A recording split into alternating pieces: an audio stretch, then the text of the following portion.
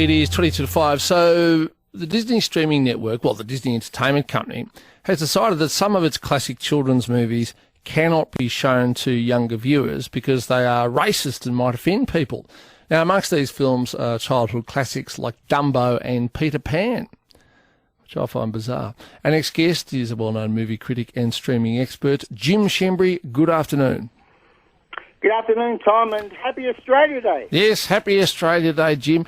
Now, I mean, I know I watched Dumbo when I was little, and I know I watched Peter Pan as well. I don't recall anything particularly racist in them. But could you tell us what Disney is worried about?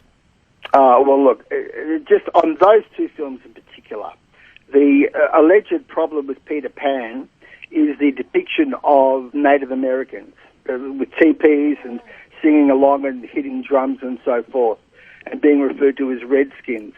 In Dumbo, the main problem appears to be the crows that appear in the film. Now, I've got something to say about both those cases, but firstly, can I ask you, because you say that you saw these films as a child and you have grown up having seen those films. Well, Tom, would you describe yourself as being a particularly racist person against Native Americans or Indigenous people or African Americans? Well, I'd like to think not, but I did write an article in the Herald Sun several years ago saying that it was all right for people to dress up as the Native American in the Village people when they came out here. So maybe that does make me a racist. Well, I think that if you were a racist, you would admit it. And I think there are no studies that actually show that watching these films as children actually turns people or sows the seeds for racism. Indeed, mate, if the cultural education that kids get is limited to their exposure to 60 and 80-year-old Disney cartoons, then the problem is not with the films, the problem is with their education. And what you're seeing with Disney at the moment is the kind of lunacy you see when corporations and companies try to take on the responsibilities and the roles of parents. Okay, so Peter, really, it's quite silly. Now, in the case of these films, just to take these two as examples, now, with Peter Pan, you've got the Indians playing their drums and singing along. Now, as we've often discussed, when you take something out of context and change the context and impose an agenda on it, you can make it look like the most racist, most evil thing in the world.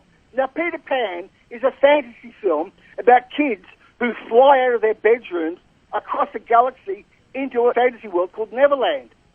This is not a documentary about Native Americans.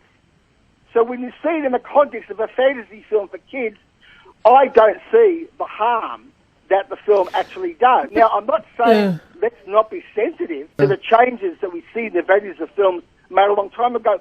Of course we should be, and there's nothing wrong with acknowledging that. Having said that, I don't think that that's an excuse to treat people, parents and children, as though they're stupid. Right. Okay, so Peter Pan, you've got a tribe called the Redskins, and they're dressed up like stereotypical Native Americans, camping in or living in teepees. They've got a feather in their hair, they bang a drum, which pretty much was the depiction of Indians or Native Americans across many different movies. I mean, there was that TV show F Troop when we were young, and I mean that. No, they're not going to ban that, are they? Well, they might. Tom?